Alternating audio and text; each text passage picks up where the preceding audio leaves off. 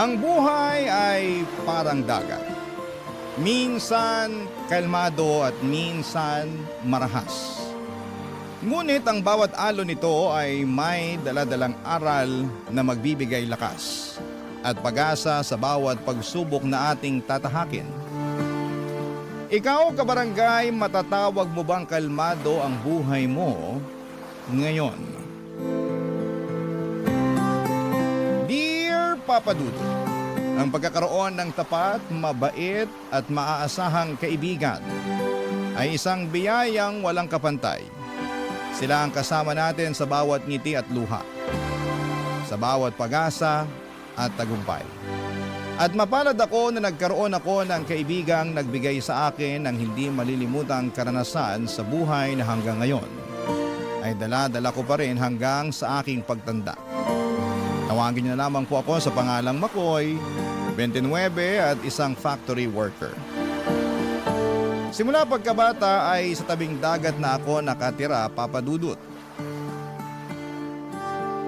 Kaya naman ang dagat na rin mismo ang humubog sa aking pagkatao. 10 taong gulang pa lamang ako noon at sumasama na ako sa aking ama para pumalaot at manghuli ng isda. Mahirap po ang buhay namin noon. 6 kaming magkakapatid at ako ang panganay na inaasahang tumayong pangalawang magulang sa mga nakababata kong kapatid. At tanging pangingisda ang ikinabubuhay namin. Paminsan-minsan ay naglalabada ang nanay ko pero isang beses lamang ito sa isang linggo tuwing may nangangailangan ng serbisyo niya. Papadudot, maagang nawala sa akin ang kabataan ko dahil bukod sa pag-aaral, naubos din ang oras ko noon sa pagtatrabaho. Mas lumala pa nga ang estado ng buhay namin noong nagkaroon ng hindi magandang pangyayari sa pamilya namin na mas sumubok sa tatag ko bilang panganay na anak.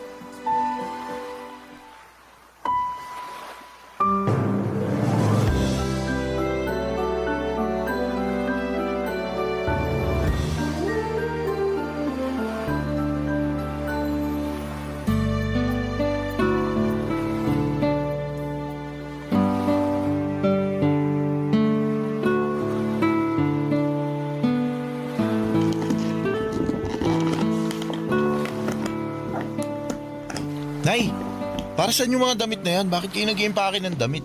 Wala bang nasabi sa'yo si Maring? Sinabihan ko siya na ibalita sa'yo yung nangyari sa tatay mo ah. Wala po eh. Hindi kami nakita sa palengke kanina. Ano po bang nangyari kay tatay? Itinakbo siya kanina sa ospital. Na-stroke habang naglilinis ng bangka. Ano po?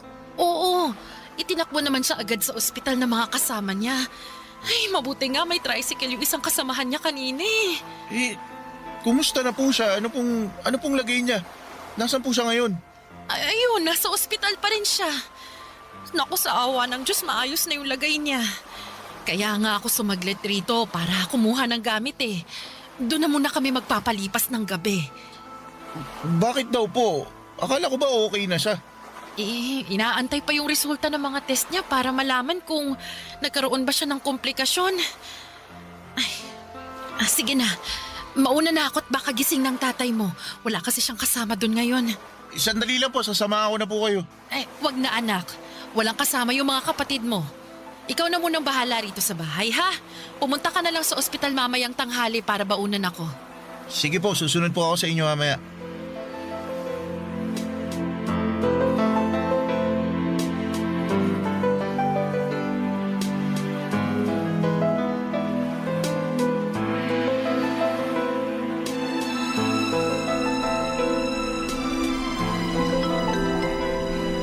Meeting Dr. Gao.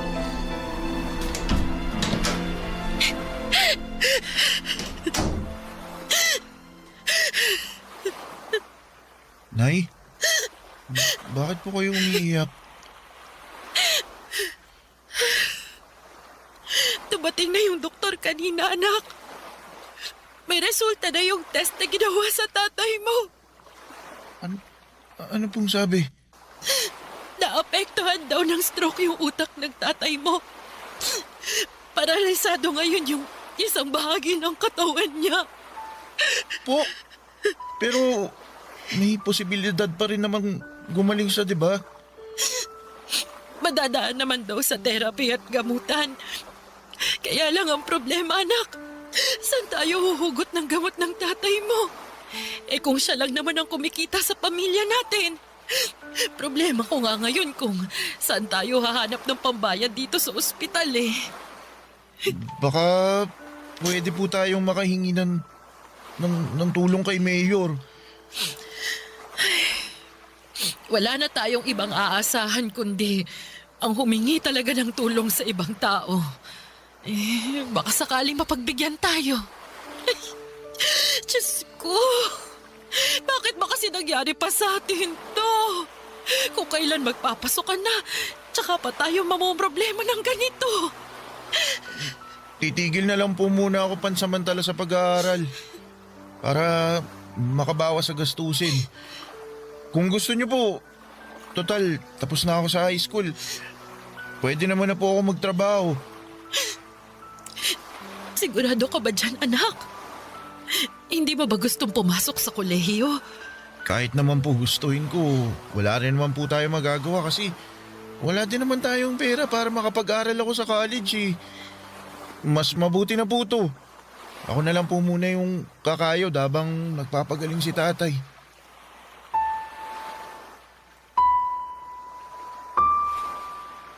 Papadudot, dahil sa nangyari sa aking ama ay isang trabaho ang naipasa sa akin na hindi ko pwedeng talikuran. At yon ay ang magpakaama sa mga kapatid ko. Iba't ibang uri ng trabaho ang pinasok ko para lamang makapaglaan ng pera para sa pamilya namin. 2:00 pa lamang ng madaling araw ay bumabangon na ako para sumama sa mga grupo ng mangingisda na pumapalaot ng madaling araw. Pagsapit naman ng 5:00 ay umi-extra ako sa pagbubuhat ng banye-banyerang laman dagat na pinapadala sa iba't ibang palengke sa probinsya namin. Hindi pa doon natatapos ang araw ko dahil diretsyo naman ako sa palengke namin para maghanap ng mga tenderang nais magpalinis ng itinitinda nilang isda.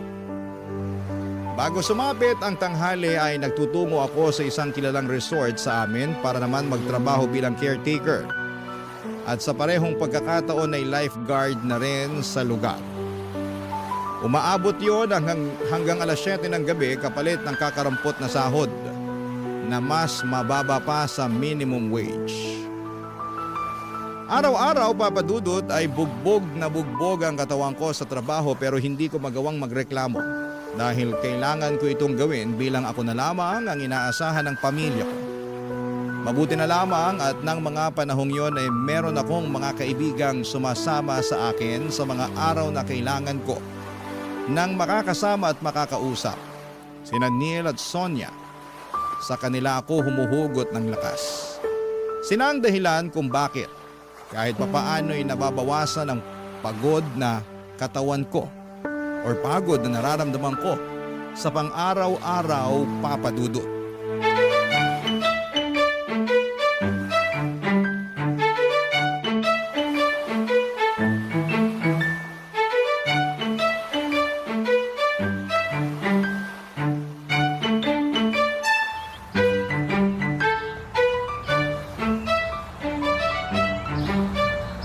Neil, patambay muna ako rito ha. O Makoy, ikaw pala. Oo naman. Tapos ka na sa trabaho? Oo, kakatapos ko lang. Nakapagod nga eh, may nag-birthday kasi sa resort. Daming pinagawa. Lali lang sa katawan mo ha. Baka mamaya sumunod ka sa tatay mo, mababaldado ka rin dyan. Sira ulo, hindi magandang biro yan boy. Hindi naman ako nagbibiro. May hangganan din yung katawan mo no. Kapag yan, pinwersa mo, hindi talaga malabong sa ospital din ang bagsak mo. Naalagaan ko naman na maayos tong katawan ko eh. Huwag ka na mag-alala. Eh, maiba tayo. Kumusta na pala yung nanay mo? May balita ka na ba sa kanya? Wala nga eh. Hanggang ngayon, di pa rin siya nagpaparamdam. Halos 2 linggo na simula nung umalis siya. Ano ba kasing ginawa niya? Ba't siya nagtatago? Ang sabi sa akin, nang scam daw siya eh. Pero di ako naniniwala dun. Mabait nanay ko no. Sa sobrang bait niya, madali lang din siyang paikutin ng mga tao sa paligid niya. Kaya malamang, na-scam lang din siya katulad nung iba. Ang kaibahan lang, sa kanya nabaling yung sisi. Naku, kawawa naman yung nanay mo. Tsaka, sana magpakita na siya para malinis na yung pangalan niya. Grabe din naman kasi yung mga tao eh. Kahit anong paliwanag noon ni nanay, hinuhusgahan na agad siya. Wala tuloy siyang nagawa kundi magtago na lang. Pero kahit naman sana i-update niya kayo kung kumusta na yung lagay niya, di ba? Yun nga ang kinakabahala ako eh. Uy, nandito na pala kayo. Sakto, bili naman kayo ng tinda ko. Oh. Uy, Sonia, ano yan? Pastillas, masarap to, 5 pesos isa. Mahal naman yan. Labang pre-taste dyan. Pre-taste ka dyan, kakapiranggot na nga tubo ko rito eh. Dami mo talagang racket ah. Parang nung nakaraang linggo lang, inumin yung nilalako mo ah. Ganyan talaga kapag babaero yung ama tapos sugarol naman yung ina. Kailangan kumita para may pangkain. Kung wala akong gagawin, mamamatay na lang akong walang laman ng tiyan. Talagang bagay talaga tayong tatlo sa isa't isa, no? Ba't mo naman nasabi? Eh, pare-pareho tayong minahal sa magulang eh. Ako, maagang naulila sa tatay, tapos nawawala yung nanay. Ikaw, Makoy, baldado yung tatay, walang trabaho yung nanay. Ito naman si Sonia, pareho din ang sitwasyon. Eh, hindi naman nila ginusto yung buhay na ganito eh. Siguro, minalas lang din sila sa buhay. Eh, mas lalong hindi rin natin ginusto yung ganito, no? Alam nyo, ang ninega nyo, wala naman tayong mapapala sa pagrereklamo eh. Ano magagawa natin kung pinanganak tayong mahirap, di ba? Kung gusto nyo magbago buhay nyo, magtrabaho kayo. Mahirap na nga tayo, kinakawaan nyo pa yung sarili nyo eh. Talagang magiging masaklap talaga yung buhay nyo kung ganyan. Eh, ano ba dapat gawin para hindi maging masaklap buhay namin? Tularan nyo ako, masaya lang kahit problemado. Fake it till you make it, di ba sabi nila? Sus, mahirap pekein ng kasiyahan, lalo na kung mas nangingibabaw ang kalungkutan, no? Asus, bumanat na naman.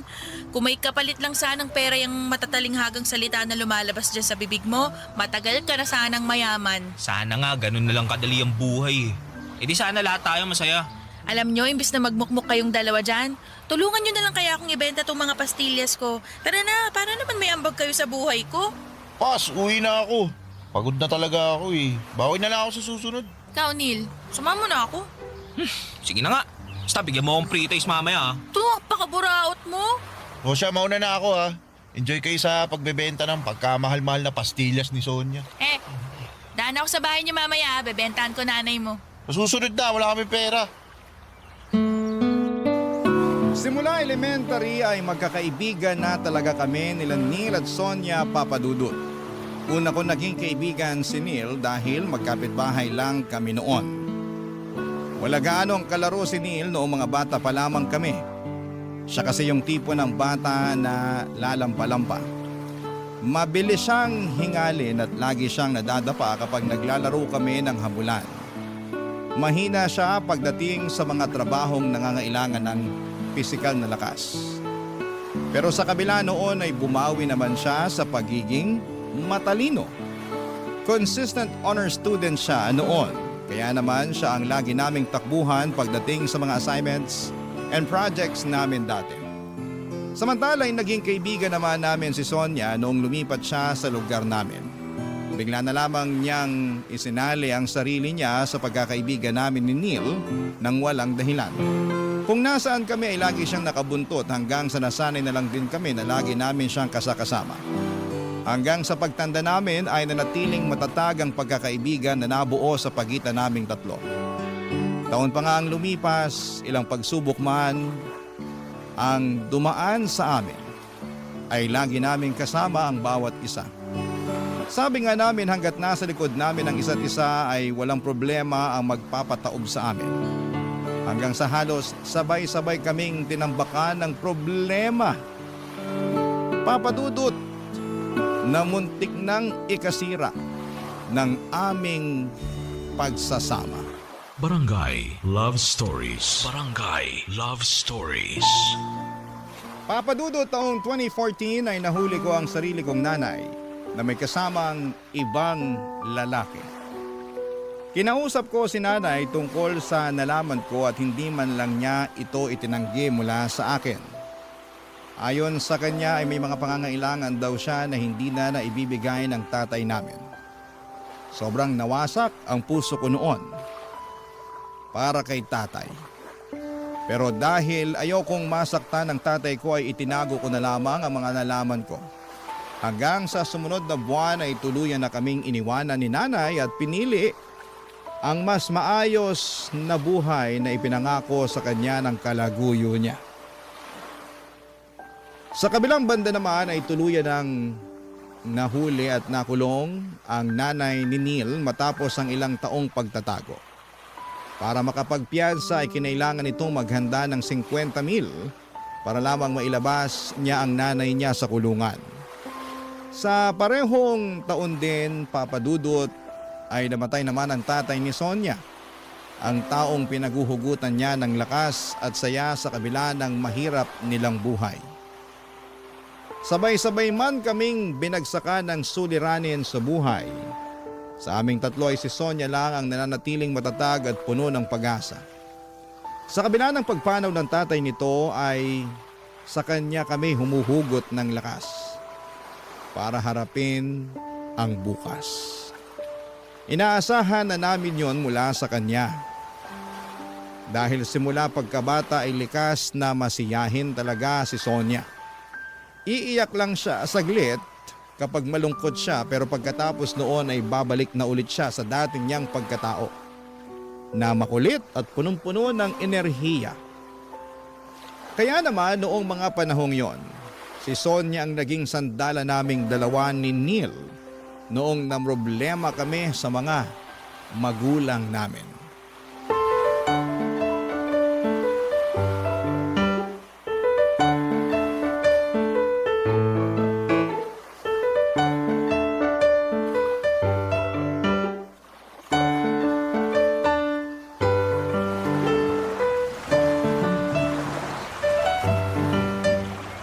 Bakit mo ba kasi kami gusto makausap? Dito pa sa tabing dagat, daming lamok dito. Siyempre, para kunwari nasa pelikula. Bagay na bagay kaya tong sunset sa pag-uusapan natin. Para memorable. Sus. Dami mong pakulo. Ano ba kasi yung pag-uusapan natin? May solusyon na ako sa problema niyong dalawa. Itong mga nakaraang buwan, wala na kayong ibang reklamo kundi yung mga buhay niyo eh. Nakakasawa ng pakinggan para makasirang plaka. Kaya naisip ko na resolbahin na lang yung mga problemang yan. Ano mo naman gagawin yun? Easy ka lang ah. Ikaw Neil, nag-iipon ka ng pampiyansa para sa nanay mong nakakulong, di ba? Oo. Kung gagawin mo, papautangin mo ako? Di no, pareho tayong walang pera. Pero hindi, may naisip akong paraan para magkapera ka. Paano naman? Parang ayoko yung nasa isip mo ah. Yung magbebenta ng laman ah. Sino ba nagsabi magbenta ka ng laman? Masyado kang defensive. Naisip mo bang gawin yun? Uy, sinaulo. Kung gagawin yun no. Pero syempre, hindi naman kita ilalagay sa ganong klaseng bagay. Ito yung naisip kong solusyon. Papalapit na yung piyesta natin, di ba? Oo, tapos? May nabalitaan ako. Magpapakarera daw sila ng bangka sa paparating na pista tapos magkakaroon ng pagandahan ng bangka. Malaki raw yung premyo dun kaya naisip ko, sali tayo. Karera ng bangka? Magkano naman daw yung premyo? Di ko pa alam pero unang pista to nung bagong halal na mayor kaya sigurado ako magpapakitang gilas yun. Ano, sali tayo? Pwede naman. May bangka naman si tatay na pwedeng gamitin. Maayos makina nun, kaya pwede ilaban. Sino naman magmamaniobra ng bangka? Hindi malamang tong si Makoy. Marunong ka bang gumamit ng bangka? Hindi. Oh, di ba?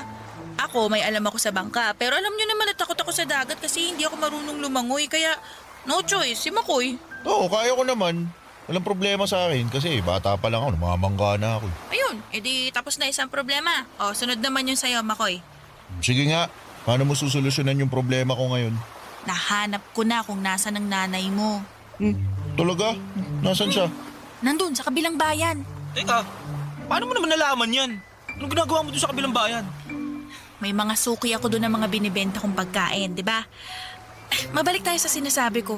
Sinundan ko siya kasama yung pinalit niya sa tatay mo. Uy, Sonia. Ay, Yung bunganga mo masyadong pasmado. sorry. De, okay lang. Yung bahay ng lalaki, alam mo ba kung nasan? Oo, sinundan ko sila. Memoryado ko kung saan sila nakatira ngayon. Nabanggit mo na gusto mong makausap nanay mo sa huling pagkakataon, di ba? Ito na yung pagkakataon na yun. Ano, Makoy? Kikitain mo ba siya? Hindi ko alam eh. Hindi ko alam kung kaya ko. Bakit naman? Marami akong gustong sabihin. Marami akong gustong itanong sa kanya. Pero di ko alam kung masasabi ko lahat ng yun sa kanya kapag nagkita na kami. Hindi naman tayo pupunta agad-agad doon. Siyempre, kailangan mo rin paghandaan yun. Alam kong may galit at tampo ka sa nanay mo. Kaya mas magandang kitain mo siya kung kailang maliwanag na yan sa pag-iisip mo. Di bale, sasamahan ka naman namin kung kailangan mo ng suporte eh. Maraming salamat, Sonia. Ay, walang ano man. Paano na lang kaya kung wala ako?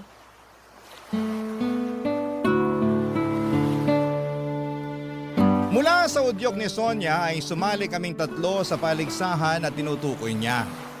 Gamit ang bangka ni tatay ay sinimulan naming mag-isip ng magandang idedesenyo mula doon. Yun na rin ang plano naming isali sa karera dahil sa aming tatlo ay ako lang naman ang marunong mag-operate ng bangka na di motor. Sina Neil at Sonia naman ay natoka sa pagdidesign ng bangka gamit ang talento ni Neil sa pagdodrawing. Sa mga sumunod na linggo bago ang pista sa lugar namin ay sinimulan ng guhitan nila Neil ang bangka ni tatay. Kapag walang masyadong tao sa resort na pinagtatrabahuhan ko ay patakas naman akong nag-iinsanyo sa pagdadrive ng bangka para sa karera. Kasabay noon ay patuloy ang paghimok sa akin ni Sonia na kitain ko na ang nanay ko para makausap siya. Pero nang mga panahong yon ay hindi ko pa alam kung ano ang sasabihin ko sa nanay ko kapag nagkita ulit kami. Wala pa akong sapat ng lakas ng loob noon para masabi ko sa kanya ang mga gusto kong sabihin. Kaya pansamantala ko na lamang muna itong sinantabi at itinuong ko na lamang ang atensyon at oras ko sa paligsahan na sasalihan namin. Pero hindi rin naman nagtagal ang paghihintay ni Sonia dahil bago ang patimpala. Nag-decide ako makipagkita na sa nanay ko, Papa Dudut. Kasama sina Neil at Sonia ay pinuntahan namin si nanay sa kabilang bayan kung saan siya nakatira kasama ang bago niyang kinakasama.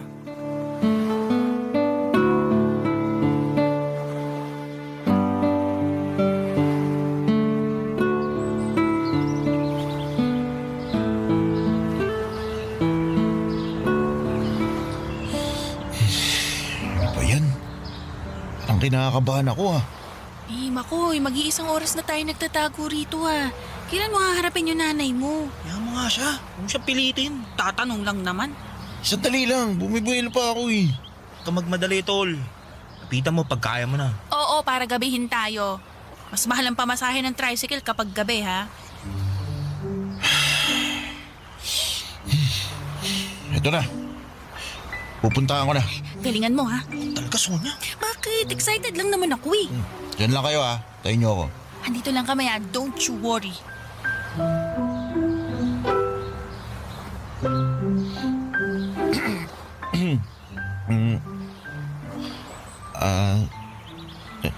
Nay? Makoy? Anong ginagawa mo rito? Sandali, paano mo nalaman na nandito ako? Hindi na po yun mahalaga. Nagpunta po ako rito para makausap po kayo. Ano yun? May nangyari bang masama? May nangyari ba sa tatay mo? Wala po. Akala ko naman kung may nangyari ng masama. Eh, anong ginagawa mo rito? Bakit mo ako gusto makausap? Hindi na po ba kayo babalik sa bahay? Anak, may bagong buhay na ako rito. Masaya na ako sa kung anong meron ako ngayon. Paano naman po kami? Kami ng mga kapatid ko, si tatay. Malaki ka naman eh. Ikaw nang bahala sa kanila. Daya nyo naman po eh. Tinakasan nyo yung responsibilidad nyo sa amin. Di nyo man lang inisip na kailangan ko rin ng magulang. Kasama mo naman ang tatay mo eh. Pero iba pa rin po yung kumpletong pamilya. Kung sa tingin nyo matanda na ako at kaya ko na po lahat, nagkakamali po kayo. Kailangan ko po ng nanay. Kaya maawa na po kayo. Bumalik na kayo. Pasensya ka na anak. Pero hindi na mangyayari ang gusto mo. Hindi na ako babalik sa dating buhay natin. Ano, ganun na lang yun? Tatalikuran nyo na lang kami basta-basta? Pasensya ka na talaga. Nangako ako sa mga kapatid ko na ibabalik kita. Miss ka na namin, Nay. Ako rin. Pero hindi ko na kaya yung buhay na meron tayo dun, anak. Hindi ganong klase ng buhay ang inaasahan ko. Akala ko po ba walang ina makakatiis sa mga anak nila? Pero bakit kayo natitiis nyo kami? Sige, Magalit ka na sa akin. Tatanggapin ko yon. Kahit isumpa mo na ako, pero pasensya na talaga anak. Hindi na ako babalik sa bahay. Sige na, bumalik ka na. Paggabi na marami pa akong gagawin. Mag-ingat ka pa uwi ha. Maiwan na kita.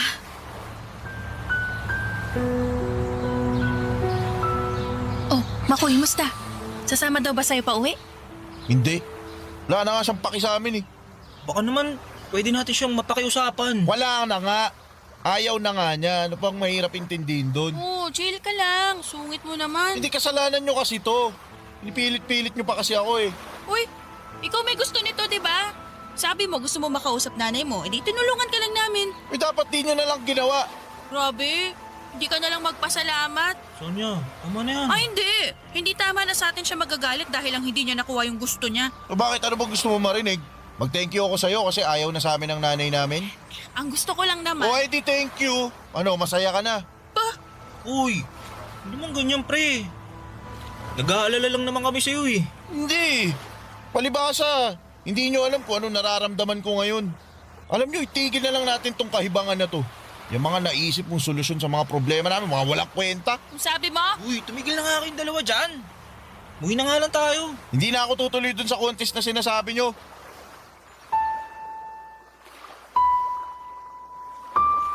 Aaminin ko, Papa Dudut, kaya ko nagawa ang bagay na yon noon ay naiinggit ako kay Neil dahil may nanay pa siyang makakasama. Samantalang ako ay tuluyan na kaming iniwanan ng sarili naming ina. Medyo makasarili ako sa part na yon, lalo na't bangka ni tatay ang gagamitin sana namin para sa kompetisyon, pero bata pa ako noon.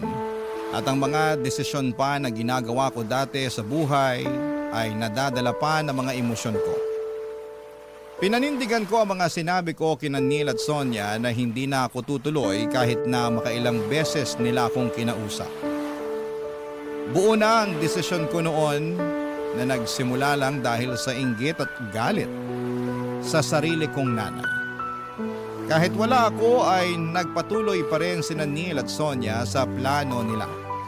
Nakahiram sila ng isang lumang bangka sa isa sa mga kapitbahay namin. Yun ang pinaayos nila at sinimulang disenyuhan. Dahil hindi naman marunong gumamit ng bangka si Neil, si Sonia na ang nag-volunteer na sumali sa karera kahit na hindi siya marunong lumangoy at takot siya sa dagat. Araw-araw tuwing nasa resort ako at nagtatrabaho ay nakikita ko kung gaano kasigasig ang dalawa sa pag-iinsayo. Gusto ko mang bumalik sana at tulungan sila, pero noong mga panahong yon, masyado pa akong nilalamon ng galit dahil sa sitwasyon ko, kaya hinayaan ko na lamang sila at nagpakapagod na lamang ako sa pagtatrabaho para sa sarili ko. Pero Papadudot, isang linggo bago ang kompetisyon ay isang masamang balita ang gumimbal sa lugar namin. Barangay Love Stories. Barangay Love Stories. Papadudot, nasa palengke ako noon at abala sa paglilinis ng isda noong narinig ko ang usapan ng mga tendera sa paligid ko. Naaawa daw sila dahil kamamatay lang ni Mang Nestor ay sumunod ding namatay ang dalaga niyang anak. Pagkarinig ko sa pangalang yon ay biglang kumabog ang dibdib ko dahil Nestor ang pangalan ng tatay ni Sonia. Agad kong tinext si Neil para makibalita sa kanya, ngunit hindi siya nag-reply sa mga text ko. Minadali ko na lamang ang trabaho ko sa palengke at saka ako agad na nagtungo sa bahay nila Sonia.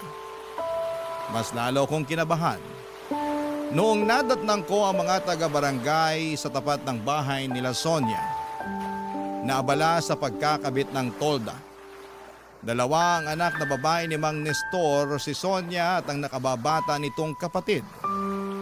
Hindi naman sa mas gusto kong mawala ang kapatid nito, pero habang papalapit ako sa bahay nila Sonia ay tahimik akong nananalangin na sana hindi si Sonia ang tinutukoy nilang dalaga ni Mang Nestor na namatay. Bago pa man ako makarating sa gate nila Sonia ay nanlumo ako nang nakita ko si Neil na nakatayo sa tabi ng pader at puno ng luha ang kanyang mga mata. hindi ko pa man nakukumpirma, ay alam ko na ng mga oras na yon na si Sonia nga ang tinutukoy nilang namatay, Papa Dudut.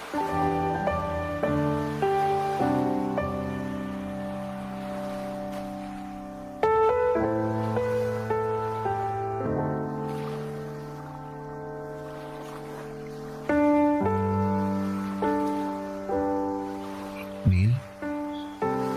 Sino yung namatay? Huwag mo sabihin, Wala na si Sonia, tol.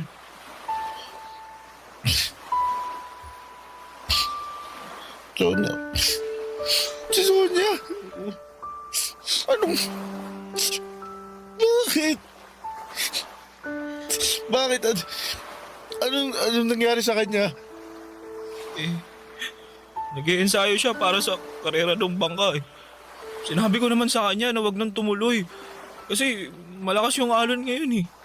Pero di siya nakinig. Ba't mo kasi siya hinayaan? Kilala mo si Sonia, tol. Kailan ba natin siya napigilan sa mga gusto niyang gawin? Lahat ng gusto niya, ginagawa niya kahit ano pa sabihin natin, di ba? Tikas kasi ng ulo niya eh. Di na nga marunong lumangoy, nagpumilit pa. Kasalanan ko to eh. Dapat di na lang namin tinuloy yung laban. Kung hindi siya nagpumilit na sumali, di sana buhay pa rin siya hanggang ngayon. Di, wala kang kasalanan. Gusto ko lang naman niyang matulungan eh. Kung maghahanap kayo ng masisisi, ako dapat yun. Kasi ako yung may kasalanan ng lahat. Iniwan ko kayo eh. Diba? Dapat ako yun. Ako dapat yung nagpa-practice. Ako dapat yung nasa bangka, hindi siya. Alam mo, may punto ka, pre. Di mangyayari to kung di ka umayaw eh. Pero naiintindihan nga namin. May pinagdadaanan ka, tsaka di namin kontrolado yung mga desisyon mo sa buhay, kaya hindi ka namin pwedeng sisihin sa nangyari. Pero may mga pagkukulang din tayo eh. Totoo din yan. Namatay siya dahil sa kagustuhan niyang makatulong sa atin. Pero nung siya na yung nangailangan, wala tayong nagawa. Sana nga, panaginip na lang to lahat eh. Tol, di ko ma-imagine, tol. Ang hirap paniwalaan na wala na si Sonia. Sobrang bata pa niya para mamatay. Hindi mo talaga masasabi kung ano mangyayari sa buhay natin. Teka, nandito na ba siya? Wala, nasa punerarya pa. Gumagawa pa ng paraan yung mga kamag-anak niya para makabili ng damit tsaka kabahong nagagamitin kay Sonia. Gusto ko siyang puntahan. Gusto ko siyang bantayan at samahan habang, alam mo yun, habang di pa siya nauuwi. Yun nga rin sana plano ko eh. Doon ako papunta ngayon. Tara, gusto ko magpaalam sa kanya sa huling pagkakataon.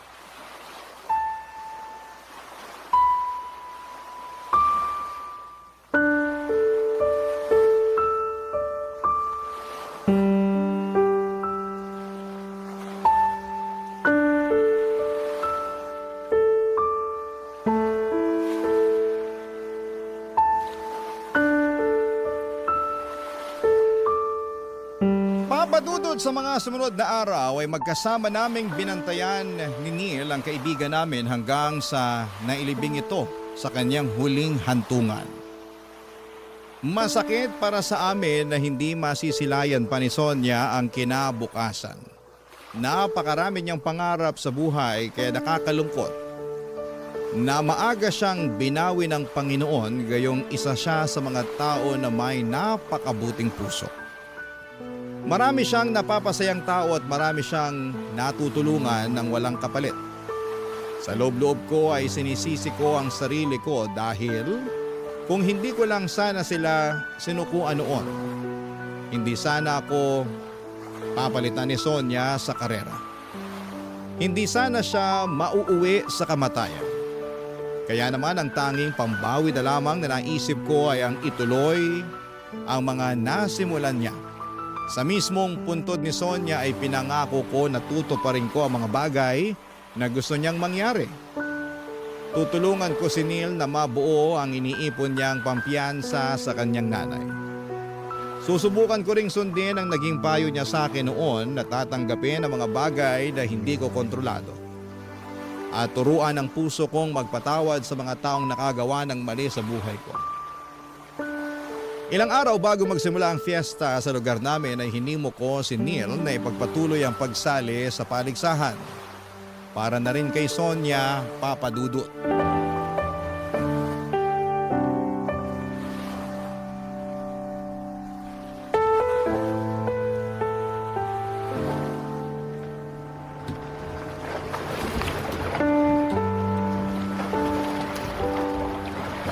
Pasensya ka na, Nila. Di natin nakuha yung grand prize. Ayos lang yun. Kahit papaano, nanalo tayo ng second place sa paghandaan ng disenyo ng bangka. Wala na dito si Sonia pero hanggang ngayon, natutulungan niya pa rin tayo. Hindi dahil sa disenyo niya, di tayo mananalo eh. Kaya nga eh. Pero, paano na yan? Hindi pa rin yun sapat. Para sana sa pampiyansa ng nanay mo. Sus, kapag-iipunan naman yun eh. Huwag mo nang intindihin yun. Alam mo kung ano magandang gawin? Ano? Hati tayo sa premyo. Kailangan mo rin ng pera, di ba? Ako, hindi ako tatanggi dyan. Kailangan ko rin talaga ng pera eh. Kaya nga naisip ko, paghatian na lang natin. Sige, salamat. Alam mo, nandito lang si Sonia. Sigurado ako, puro reklamo aabutin nating dalawa mula dun. Nako, yung pa. Hindi tumatanggap ng pagkatalo yun. Baka awayin pa nga nun yung judge kasi hindi pinanalo yung design niya. Alam mo, nakakamiss talaga yung babaeng yun. Kung makakausap mo si Sonia ngayon, anong gusto mong sabihin sa kanya? Ngayon, marami. Gusto kong magpasalamat sa kanya kasi lagi niya akong pinaprangka sa mga bagay-bagay. Lagi niya akong pinapaalalahanan na may dulot na pag-asa yung bawat araw. Gusto ko siyang pasalamatan sa mga araw na tulad nito.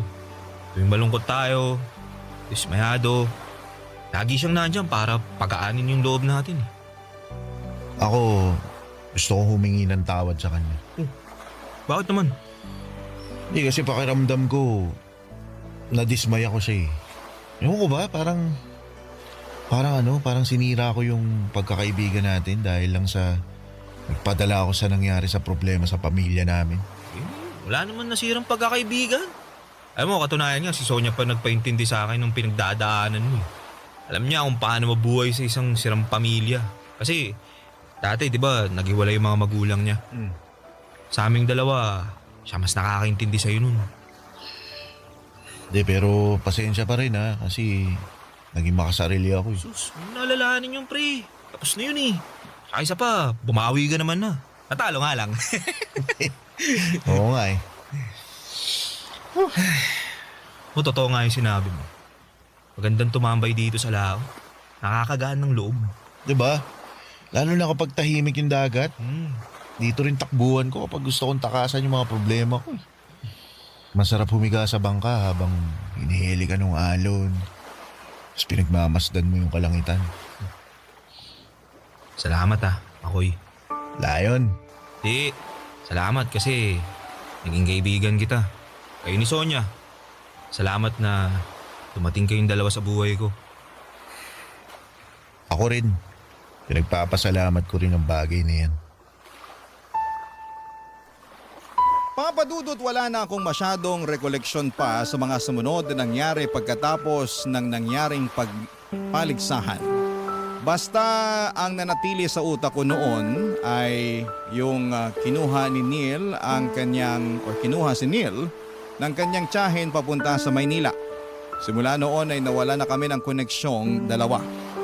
Hanggang ngayon ay wala na po akong balita kay Neil kung kumusta na ang buhay niya. Pero umaasa ako na sana'y nasa maayos na siyang kalagayan at naabot na niya ang mga pangarap niya. Sa kabilang banda naman ay malayo na po sa dagat ang buhay ko ngayon. Noong namatay ang tatay ko ay nagkanya-kanya na kaming magkakapatid. Nakahanap ako ng trabaho sa isang factory dito sa Maynila. dito na rin po ako nakakilala ng babaeng napangasawa ko. Sa ngayon ay meron na po kaming 2 anak at hindi man sagana sa pera pero masasabi kong meron naman kaming maayos at matiwasay na pamumuhay. Kung saan ay hindi na triple ang pagod para lamang makaraos sa pang-araw-araw. Paminsan-minsan ay nagbabalik tanaw po ako sa mga karanasang pinagdaanan ko noong kabataan ko. At kasama na doon ang mga kaibigan kong sina Sonia at si Neil. Hanggang ngayon ay dala-dala ko pa rin ang mga aral na natutunan ko mula sa kanila. Na kapag malakas ang alon, yon ang panahong sinusubok tayo ng problema. Maaring mabigat, nakakatakot at minsan ay tila tinatapon tayo ng tadhana kung saan-saan. Pero katulad po ng alon, laging humuhupa rin ang unos. Sa huli ang mahalaga ay matutunan nating sumabay sa pag-agos. Hindi natin kayang pigilan ang mga alon pero kaya nating matutong lumangoy, magtiwala sa sarili, at manatiling nakatindig sa gitna ng hampas ng buhay. Hanggang dito na lamang po ang kwento ko at maraming salamat po sa pagbibigay ng oras sa storya ng aking buhay. Ang inyong forever kapuso at kabarangay, Makoy. Anong say mo sa Barangay Love Stories na ito? Pagkwentuhan natin sa comment section yan.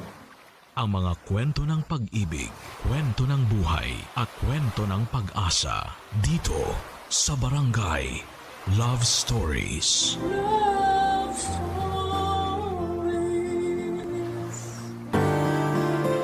Hindi madaling tanggapin pabalik ang isang taong nang iwan ng walang paalam. Yung taong akala mo ay mapagkakatiwalaan mong palaging nandyan pero sa huli ay mawawala rin naman. Ikaw, kabarangay, sino ba ang taong nang iwan sa'yo na sobra mong pinagkatiwalaan?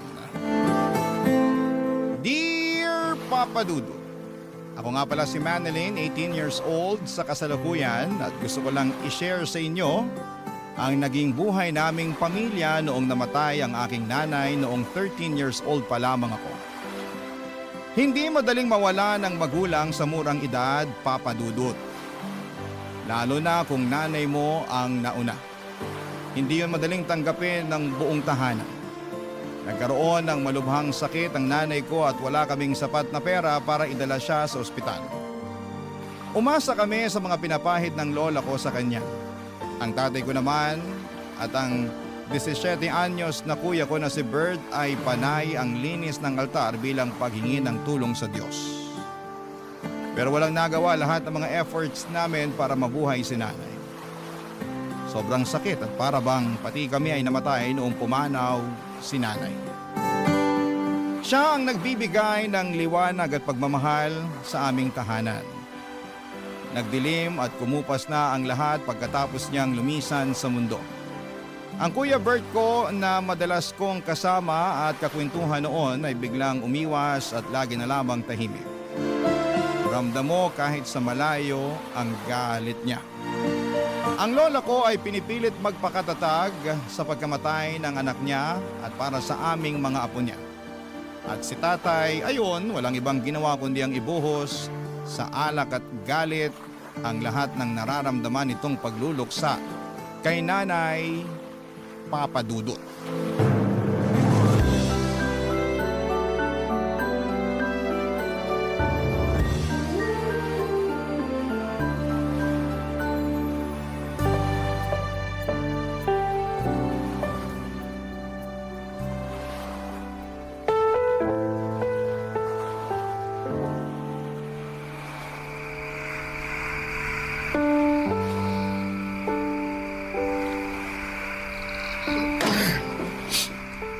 Nay! Manilyn! Bert! Andyan ang tatay mo. Oo. Nandito lang pala kayong maglola sa kwarto eh. Anong ulam?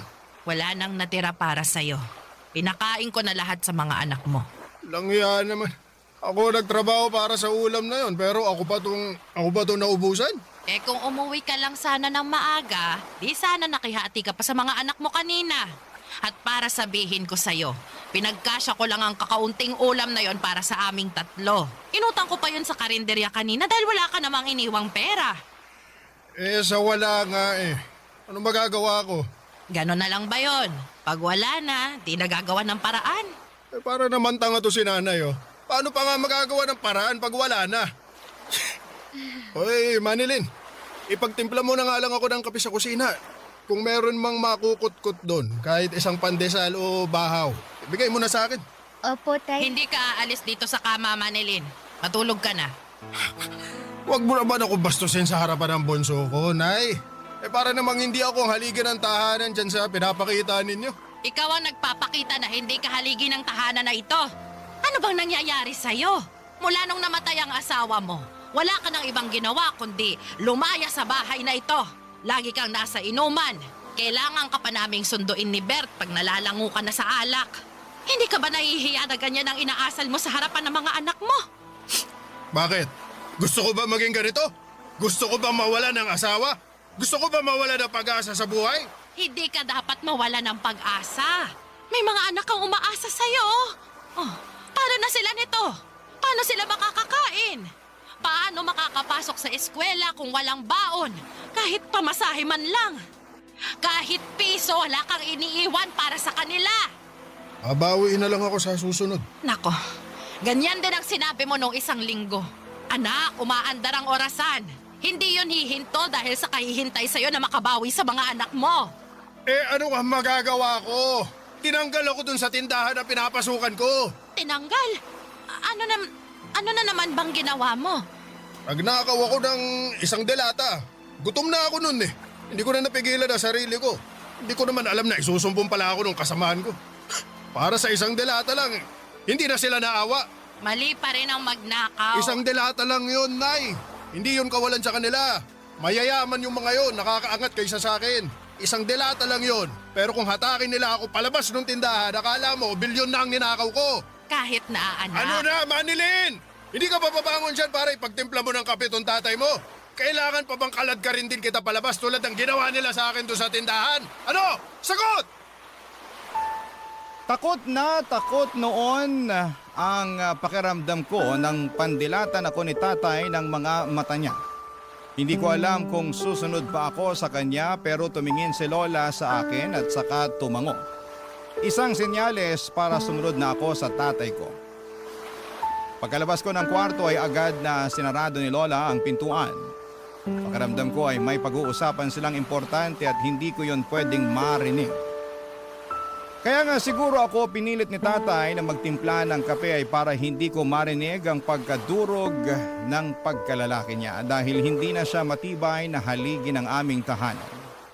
Maayos naman po si tatay noon. Masipag at ginagawa ang lahat para mabuhay kaming pamilya. Kung ano-anong racket ang pinapasukan niya. Parang hindi niya ramdam ang pagod lalo kapag sinasalubong siya ni nanay ng mainit na kape pagka-uwi ng bahay.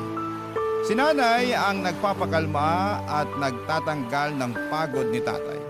Kaya naiintindihan ko si tatay kung nandilim ang payapa niyang buhay mula nang namatay si nanay. Pero paano naman kami ni Kuya Bert na mga anak niya? Hindi ba siya gagawa ng paraan para sa amin? Mabaling ang atensyon niya, Papa Dudut.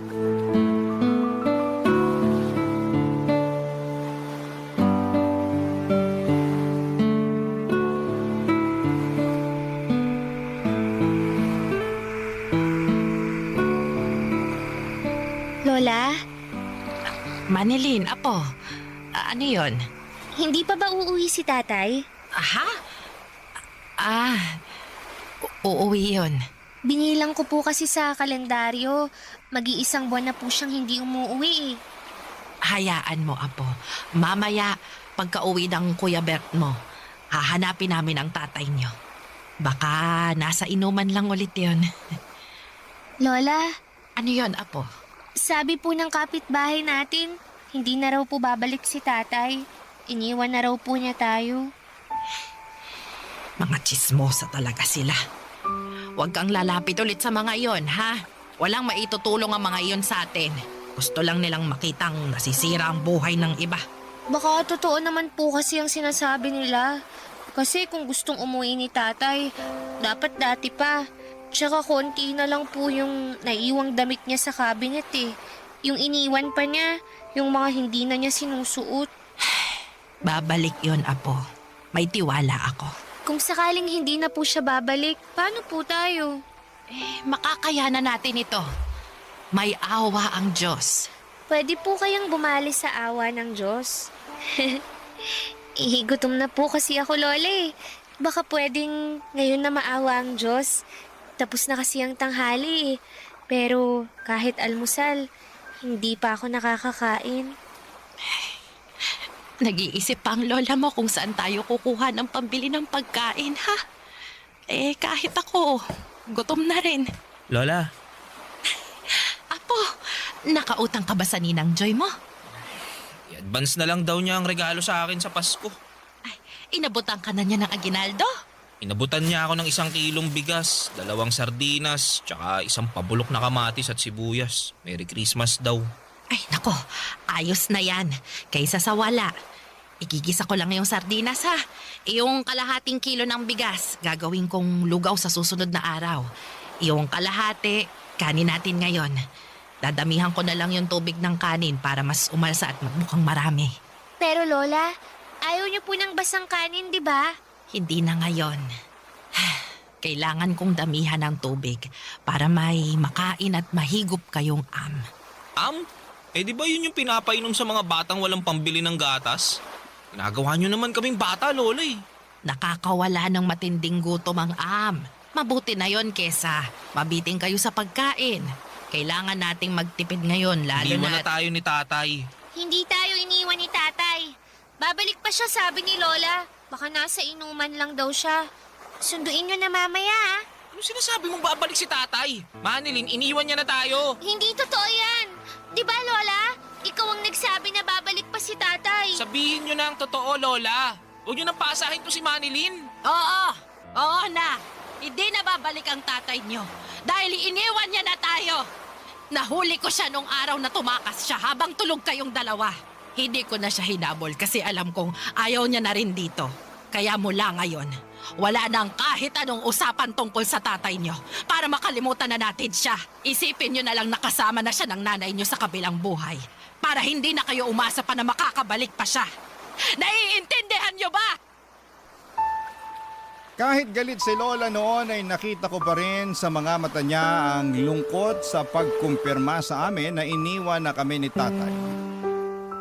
Para sa 13 anyos na batang katulad ko ay hindi yon madaling tanggapin at iproseso. Kakamatay lang ng nanay ko tapos ay tinakasan naman kami ni tatay dahil hindi niya makayanan ang kalungkutan. Parang hindi tama. Pero wala namang kaming magawa dahil sa pag-iwan ni tatay sa amin ay mas lalong lumungkot at humirap ang buhay namin. Mas lalong naging rebelde si Kuya Bert, pahirapan na siyang makausap na kahit si Lola ay sinukuan ng lapitan pa siya. Wala na rin kaming naging balita sa kanya maliban sa isang kumakalat na chismis na nagpunta na raw si tatay sa Maynila.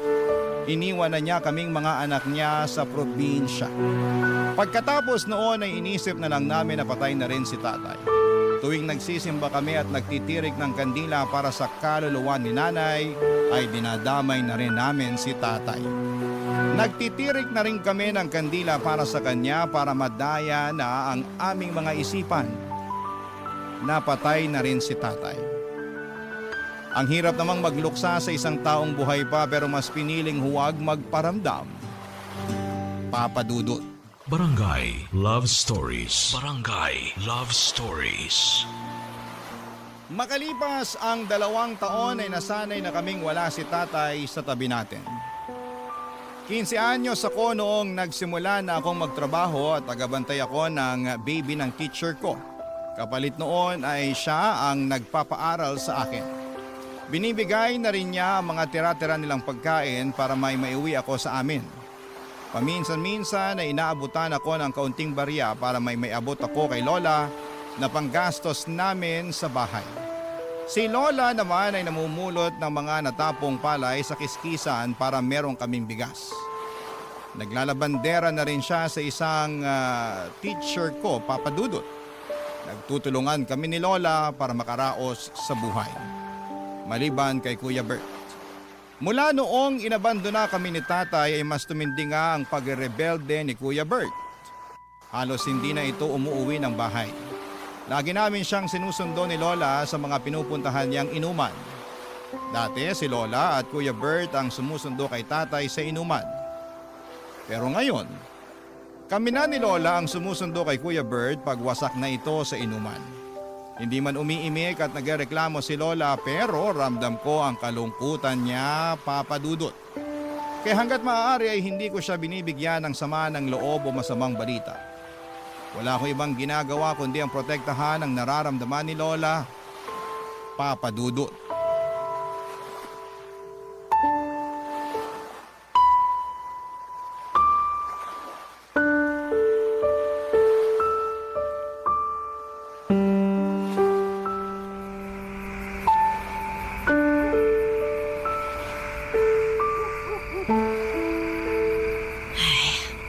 Buong araw ako sa kiskisa ng palay. Pero wala pang isang saloktong napulot ko. Nakausap mo na ba ang mga guro mo? Wala ba talagang magpapalabas sa kanila? Kahit mga kurtina lang. Wala raw po eh.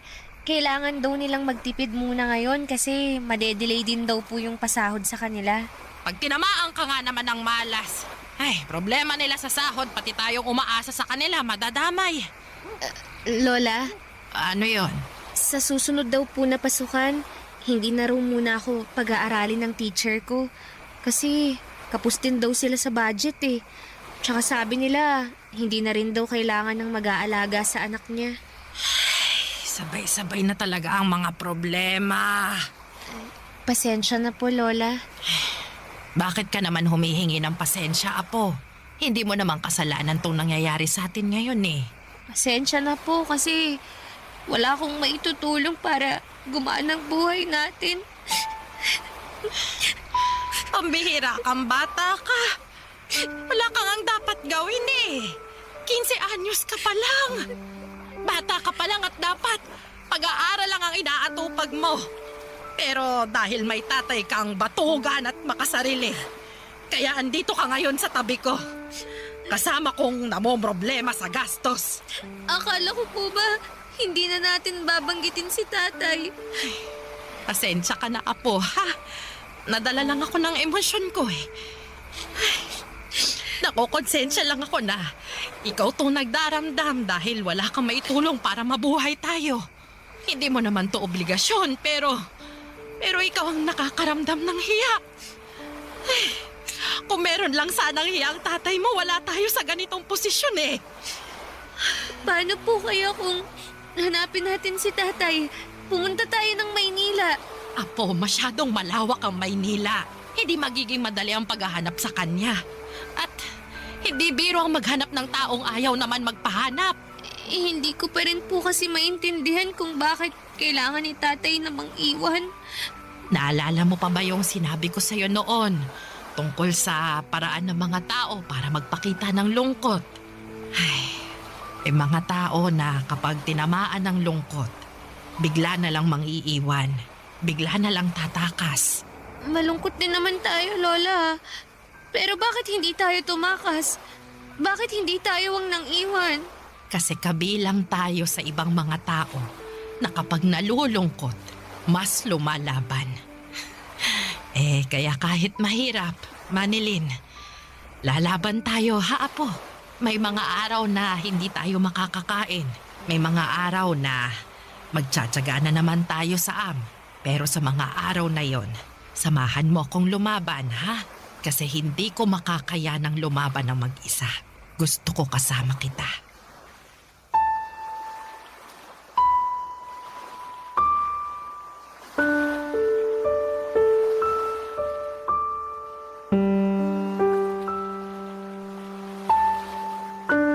Habang naglalakad ay may nadaanang kaming simbahan, Papa Dudut. Simbahan po yun na iba ang relihiyon. Pero pumasok kami para magdasal.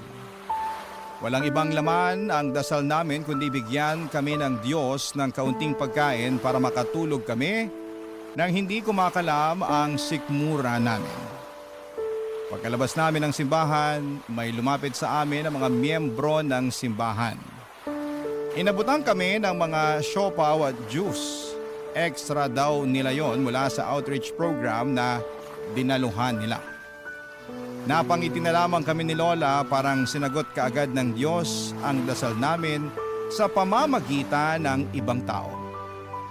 Iba talaga kung gumalaw ang Diyos.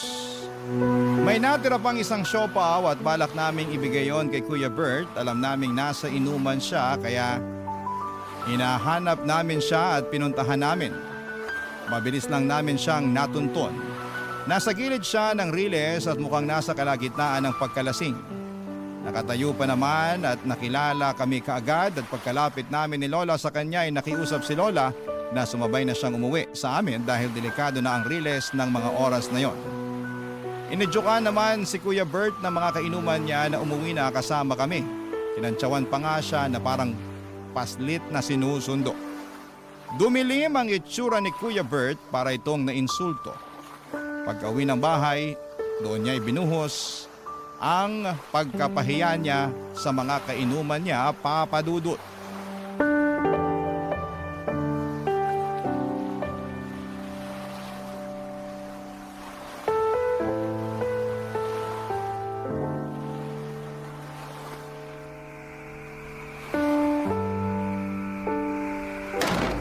Ayo, masaya na kayo maglola na napauwi niyo na ako. Oo, masaya kami. Kasi makakatulog na kami ng hindi nag-aalala kung saang lupalop ka na naman ng mundo nakarating. Bakit kailangan niyo mag-alala? Eh alam niyo naman kung saan ako mahanap palagi, di ba? Kung saan may alak, nandun ako. Doon niyo ako maaamoy. Naku, ikaw talagang bata. Mabuti pa, Kuya Bert. Matulog ka na para mawala na yung kalasingan mo. Huwag mo nga akong utusan, Manilin, ha? Ako kuya mo. Hindi kita inuutusan. Gusto ko lang magpahinga ka para makapagpahinga na rin kami ni Lola. Eh, di magpahinga kayo. Kailangan ba may grupang pagpapahinga? Hawa ko ba yung mga talukap niyo sa mata para pigilan kayong matulog? Apo, gusto lang naming makasabay ka magpahinga. Gabi na rin. Nakakahiya sa mga kapitbahay kung madidinig nila tayong nagpapataasan pa ng boses dito. Gusto mo bang maging laman na naman tayo ng usapan dyan sa kanto? Ano ba pakialam nila? Hoy, mga chismoso't pakialamerong mga kapitbahay! Good evening! Kuya Bert, ano ba? Nag-e-eskandalo ka na naman eh. Kami na naman ni Lola ang mapapahiya sa ginagawa mo.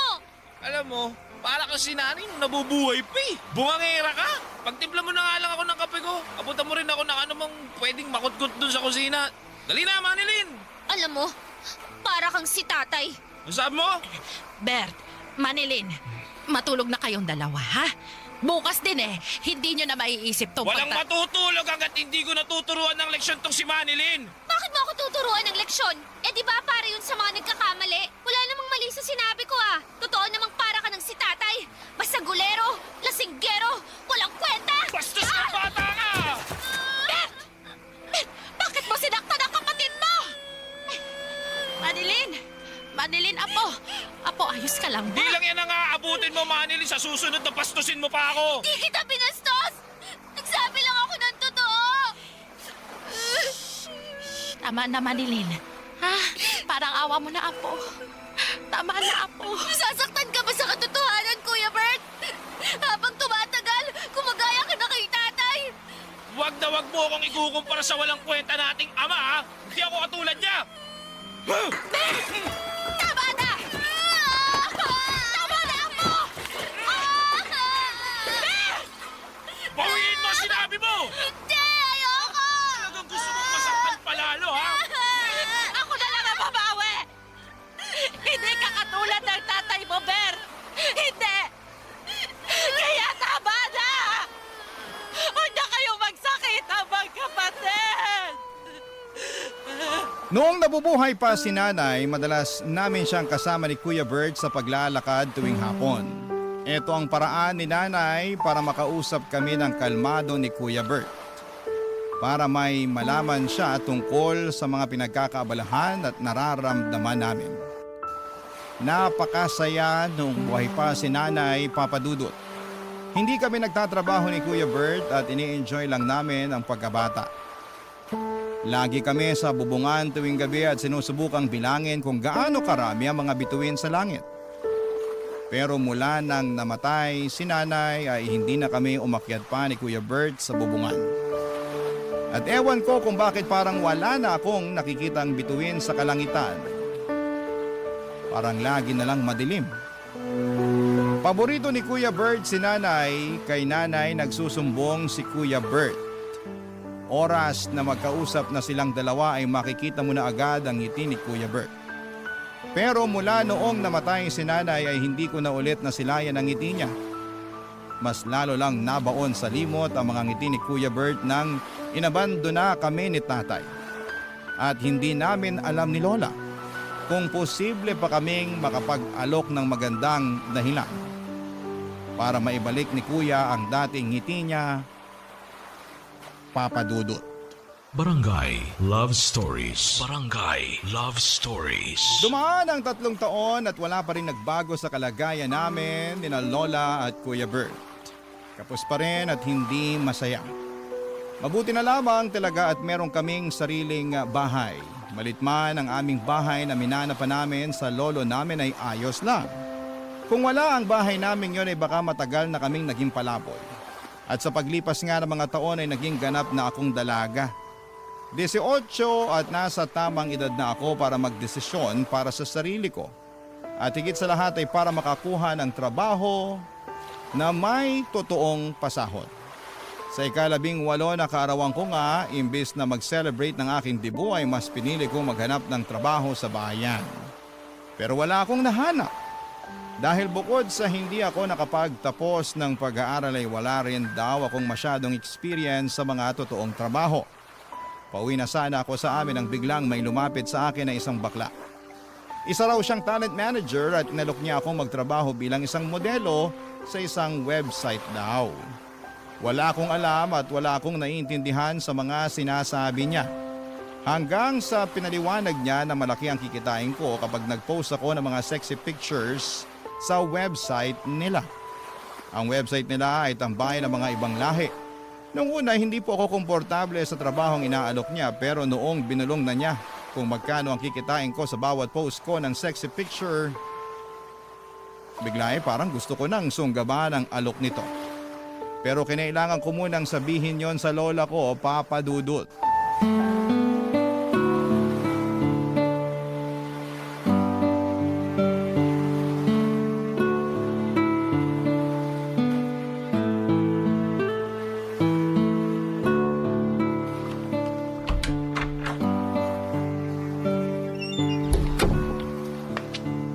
Lola, nakauwi na po ako. Manilin! Akala ko gagabihin ka pa ng uwi. Nasuyod ko na po yung buong bayan. Nahirapan po akong maghanap ng trabaho. Hayaan mo, Apo. Sa susunod, meron na magtitiwala sa'yo na aluking ka ng trabaho. Ay, gutom ka na ba? Kasi may inabot sa aking pansit bihon yung mga taga-barangay hall. Natira daw nila mula sa birthday nung sekretarya ni Kapitan. Halika na, samahan mo akong kumain habang mainit pa yung pansit. Pero Lola, ang totoo po niyan meron pong nag-alok sa akin ng trabaho. Aha!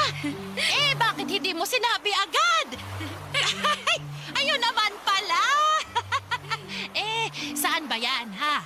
Anong trabaho? Anong gagawin mo? Magkanong sahod? Malaki po ang pasahod. Doon ako sigurado. Salamat po, Diyos ko! Nagbuga rin lahat ng ipinagdasal natin. Makakaraos na tayo sa buhay, Apo! Sana nga po. Sana ito na po ang solusyon. Yan na talaga ang solusyon. Nako, makakatikim na ako ng kapeng barako. Hindi na ako magtsatsaga sa maligamgam na am. Ay, magkwento ka nga, Apo. Ano bang trabaho yan? Modeling po, Lola. Modeling? Yung magpapapicture po ako tapos ipopost sa internet. Yung parang artista ba? Ay! Naku! Mukhang sisikat ka riyan, Apo. Kailangan lagi kang maghilamos ha, para hindi ka magka-pimple. Tapos dalasan mong pagligo para hindi ka magkaroon ng libag. Ano bang klaseng mga litrato raw bang kukuhanan sa'yo? Lola, bale, sexy po. Sexy na pictures. Sexy na picture! Opo, tapos ipopost daw po sa internet. Pag nakita yun ng mga ibang lahi, pwede nilang bilhin yun. May komisyon ako sa bawat sexy picture na yun, Lola. Sabi nung baklang manager sa akin kanina, marami na raw siyang alaga na nakapagpatayo ng bahay dahil naging model sila. Gusto ko rin nun, Lola. Mapapalaki na natin tong bahay. Mapapalitan na natin yung mga butas na bubong. Makakabili na tayo ng bagong ref. Tsaka pupunuin ko yun lagi ng pagkain. At yung kape nyo, di ba? Matagal yun ang gustong makatikim ng kapeng barako. Makakabili na tayo noon kahit walang okasyon. Ganun kalaki ang kikitain ko sa pagmamodel, Lola. Apo, hindi ko yata gusto ang pagmamodel-model na yan Parang mali Maglalagay ka ng mga sexy na litrato sa computer? Sa internet po. Sa internet at pagpepiestahan nyo ng mga ibang lahi. Hindi naman pagpipiestahan, Lola. Hindi naman ako parang handa sa piyesta na matitikman nilang lahat. Alam mo na kung anong ibig kong sabihin, Apo. Di ba, Lola? Ang tagal na nating pinagdarasal na umasenso. Baka ito na po yung sagot ng Diyos sa mga dasal natin. Ito na yung blessing niya para sa atin. Ito yung sagot. Yung magpapakita ka ng katawan mo sa ibang tao. Ay, kailan pa ginawang blessing yun ng Diyos, ha? Lola, kailangan ko tong tanggapin. Kasi kung hindi, anong kakainin natin bukas? Kaya niyo pa bang humarap sa mga tindahan dito sa barangay natin para mangutang? Kaya niyo pa bang tiisin yung masasakit nilang salita at irap habang inaabutan kayo ng mumurahing sardinas? Kasi ako, Lola, ayoko na. Para maiba naman ang kapalaran natin. Maiba ang kapalaran. Gusto mo nang makasala ng kapalaran. Yun ba, Manilin? Ako ayoko. Hindi ko hahayaan na gamitin mo ang katawan mo para mabuhay tayo. Hindi bali nang may butas ang bubungan natin. Hindi bali nang hindi ako makatikim ng kapeng barako o makaranas ng ref na puno kahit pa mas lumabo ang mga mata ko kakapulot ng mga butil ng palay sa kiskisan. Ayos lang. Basta wag mo lang ihain ang katawan mo sa ibang tao. Yun na nga ang kinakatakutan ko, Papa Dudut. Ang pagtanggi ni Lola sa plano ko. Wala rin naman akong nagawa at sinunod ko pa rin ang gusto niya. Masyado nang maraming pinagdaanan si Lola sa buhay. Ayoko na yung dagdagan pa, kaya naman binako na rin ang number ng baklang manager na nakausap ko. Para hindi na ako matukso na lapitan siya para ibenta ang mga picture ng hubad na katawan ko. Habang tumatagal ay naiintindihan ko na si Lola, mahirap ang buhay, oo, pero hindi magandang solusyon ang iladlad ko ang hubad kong katawan sa ibang tao para pagnasaan. Kaya naman bumalik na lamang ako sa mas alam kong trabaho, ang maging kasambahay. Maswerte na lang at natanggap akong kasambahay sa isang konsihal namin. Ayos na ang pasahod, stay in ako at 2 araw lang ang day off ko sa loob ng 1 buwan. At ginagamit ko ang day off na yon para umuwi kay Lola at iabot ang naipong kong sahod. Halos lahat ng sahod ko ay inaabot ko kay Lola dahil wala naman akong ginagastos sa trabaho ko. Libre naman po ang lahat, Papa Dudut. Kaya natutuwa si Lola kasi nagkakaroon na ng laman ang ref namin kahit na hindi yon masyadong napupuno tulad ng pangarap namin. Hindi na rin niya sinosobrahan ang tubig ng sinaing para magkaroon ng am. Kahit papaano ay umaayos na ang buhay namin. Hanggang isang araw sa pag-uwi ko sa bahay ay ginulat ako ng mga nabalitaan ko.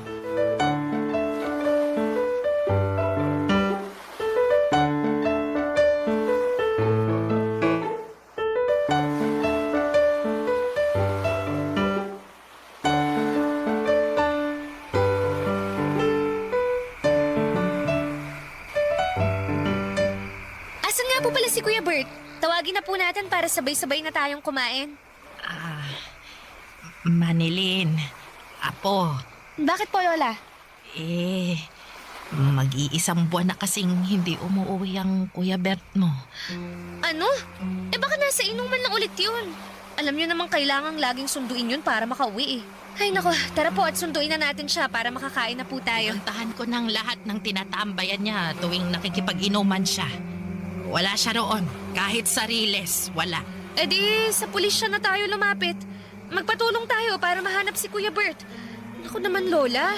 Bakit kasi ngayon nyo lang to sinabi sa akin? Binilhan ko nga kayo ng cellphone para balitaan nyo ako sa mga nangyayari dito sa bahay habang wala ako eh. Ayaw lang kitang mag-alala sa paglalayas ng Kuya Bert mo. Paglalayas? Ibig nyong sabihin, alam nyong naglayas si Kuya Bert? Oo, Apo. Bakit daw? Nag-away ba kayo ulit? Anong nangyari? Kasi, Apo, may bumalik dito. Bumalik? Ay, nandito na ako. Umutang ako ng pakbet para makakain naman tayo ng gulay. Bayaran nyo na lang kapag nagpadala ulit si Manilin. Tay, anong ginagawa mo rito? Manilin, anak. Mabutit nakauwi ka na. Lola, anong nangyayari? Bakit nandito si tatay? Nay, hindi nyo ba nasabi kay Manilin na bumalik na ako? Manilin. Lola, bakit niyo pinabalik si tatay? Kasi naaawa naman ako sa tatay mo at sa bagong pamilya niya. May pamilya ka na, tay? Oo, Manilin. May nakilala ako sa Maynila nung lumayas ako rito. May isa na kaming anak. May kapatid ka na ulit. At dito sila tumitira ngayon, Manilin. Habang naghahanap pa ng trabaho ang bagong asawa ng tatay mo. Nalaman ko na maayos daw ang pasahod sa'yo bilang kasambahay, ha? Kaya nagpapasalamat ako kasi nakakatulong ang sahod mo para maambunan kami ng pamilya ko. Salamat, Manilin, ha? Salamat at hindi ka gumaya dun sa kuya mong si Bert. Shh, mayabang. Walang utang na loob ang kuya mong yun. Alam mo bang ang sasakit ng mga sinabi niya sa akin nung pinatuloy ako rito ng lola nyo? Ayun, nung walang kumampi sa kanya, lumayas bigla. Mabuti na rin yun para mabawasan naman ang pinapalamon mo rito sa bahay. Balita ko lumaking basagulero yung Bert na yun. Mabuti na lang, meron pa akong anak na katulad mo. Matino at saka responsable. Kaya, Manilin anak, huwag ka sanang magbabago ha. Maging mapagbigay ka pa rin sana lalo sa akin at tatay mo. Wala na akong ibang makakapitan kundi ikaw lang. Masyado na akong matanda para maghanap ng trabaho.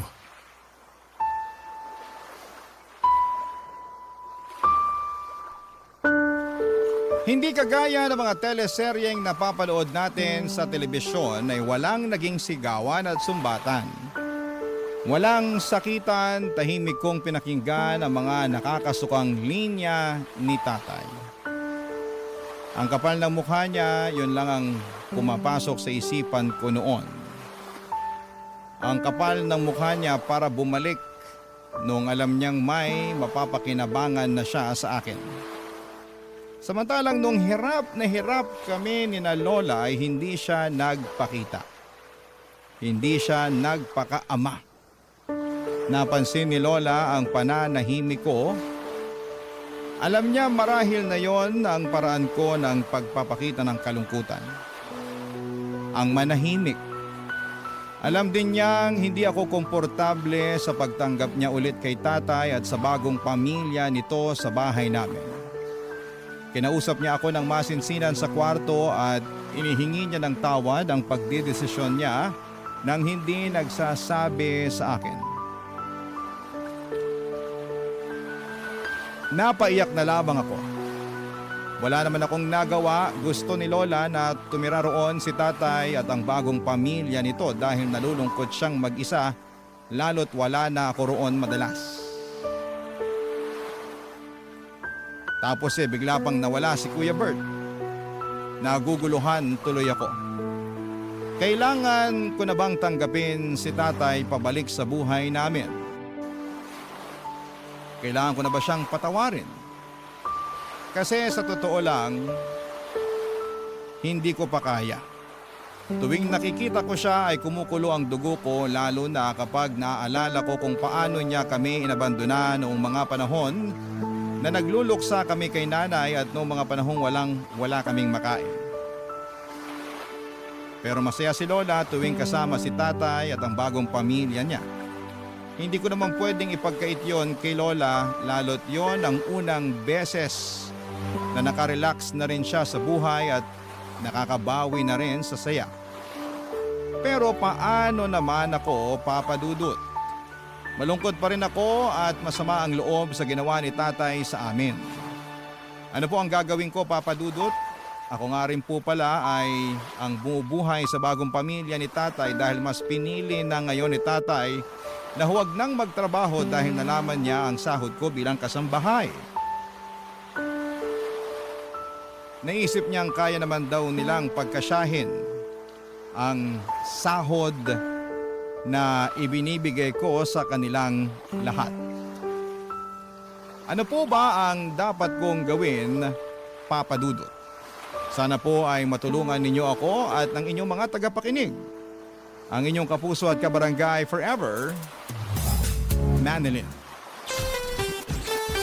Nalilito pa rin sa live ang ating kabarangay. Ano kaya ang maipapayo mo sa kanya? Ibahagi mo yan sa ating comment section para mabasa rin niya.